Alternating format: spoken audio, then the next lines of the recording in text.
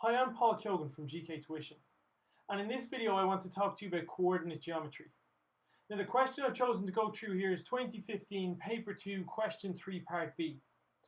In this question we're asked to find the distance between the point 10k and the line L1.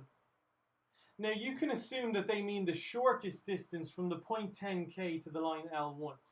If you think about it, 10k is just a coordinate, and let's say this is my line L1. The closest that any point gets to a line is when it's perpendicular to it. So the shortest distance from a point to a line is the perpendicular distance between the line and the point. Because if I got any other distance, like clearly if I get this distance here, clearly that distance is further than this distance. So what they mean there, what they imply there is find the shortest distance between this point and this line, which means find the perpendicular distance between the point and the line. So my formula for perpendicular distance I can get from my log tables. It's the absolute value of ax1 plus by1 plus c over the square root of a squared plus b squared. So the first thing I do is I'd write out my formula, and I'd write out my variables.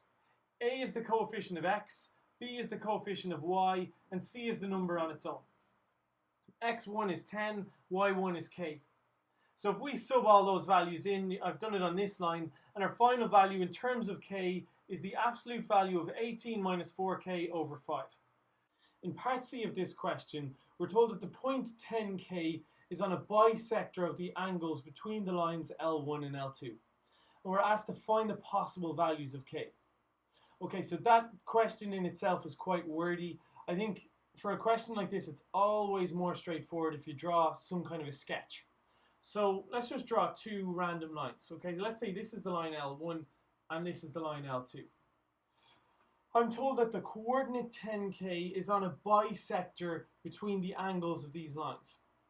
So a bisector means it cuts the angles in half. So let's just draw, okay, so the point 10k is on the line that bisects this angle. So it doesn't tell me where it is on the line, but I know somewhere on this line is the point 10k. Doesn't really matter where I mark it in, but basically you just need to know this line is the line that bisects the angle between the line L1 and the line L2. So let's just say the point 10k is there. If this line bisects the angles, that means that the perpendicular distance from the point 10k to this line has to be the same as the perpendicular distance from the point 10k to this line. In the previous part of this question, we worked out the perpendicular distance from the point 10k to the point L1, to the line L1. In this part of the question, we're going to work out the perpendicular distance from the point 10k to the line L2. We're then just going to equate our two answers and find the value of k. So you can see I've already started this one off. I want to find the perpendicular distance from the point 10k to the line L2. The point 10k, that's my x1, y1. And the line L2 is given as 5x plus 12y minus 20 equals 0. So I know a, b, c, x1 and y1. The formula from my maths tables for the perpendicular distance is here. So all I've done is I've subbed in my a, b, c, x1 and y1, and I simplified it down, and I ended up with the absolute value of 30 plus 12k over 13. So I know the perpendicular distance from the point 10k to the line L2 is this. And I worked out in the previous part of the question that the perpendicular distance from the point 10k to the line L1 is 18 minus 4k, the absolute value of 18 minus 4k over 5. So based on my diagram, I know that the distance from this point to here is equal to the distance from this point to here.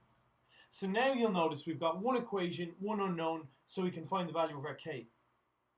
Now, you need to notice that it said find the values, the possible values. So there's two answers here.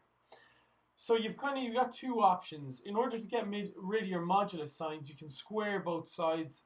That one's going to get kind of messy. So actually the easiest thing to do here is we're going to split this question into two.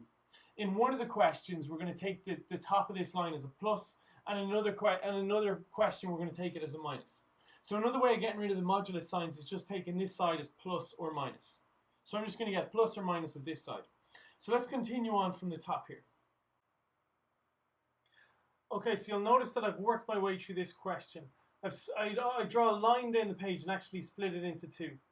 On the left hand side here, I've taken this as plus 30 plus 12k. On the right hand side, I've taken it as minus 30 minus 12k. So I've just taken the plus and I've taken the minus. So on the next line here, I just cross multiply. It's 13 times 18 minus 4k equals 5 times 30 plus 12k. If you multiply out your brackets, we get to this line. Bring all my numbers to one side, all my k's to the other side, and you isolate, you end up with k is equal to 3/4. Now if you do the same thing on this side, I'm taking this as 13 times 18 minus 4k, 5 times minus 30 minus 12k. If you multiply it out, we get this line. Bring all our k's to the left and all our numbers to the right, and you end up with k is equal to minus 48. Okay, so the last part of this question now is relatively straightforward. In the previous part of the question, I worked out that k equals 3/4 and k equals minus 48. But in this question, I'm told that k is greater than 0. So if k is greater than 0, we're ignoring k equals minus 48, and the value for k that we're going to use is 3/4. With this in mind, we're asked to find the distance from P to L1. In the second part of this question, we worked out that the distance from P to L1 is the absolute value of 18 minus 4k over 5. So we just sub in, instead of k, you sub in 3/4, and when we simplify it down, you end up with the absolute value of 15 over 5. Now in this case, you should just recognize absolute value signs, whatever's inside it has to be positive. So in this case, it's the absolute value of plus 15, I can just ignore the absolute value signs. Supposing this had ended up as a minus. If this had ended up as minus 15, because there's absolute value signs, I would just ignore the minus. My next line would still be just 15 over 5. So absolute value signs means you want to take the positive answer. So even if this had ended up as minus 15, I would have ignored the minus, my next line would have been this. In this case, of course, we actually had a positive value, so I'd write it as the absolute value of 15 over 5, and then just ignore your absolute value signs. 5 into 15 goes 3 times. So my final answer there is just 3. So again, I hope this video made sense. As always, if you're unsure on anything, then just let me know in class during the week, or even send me an email and I'll try and explain it differently.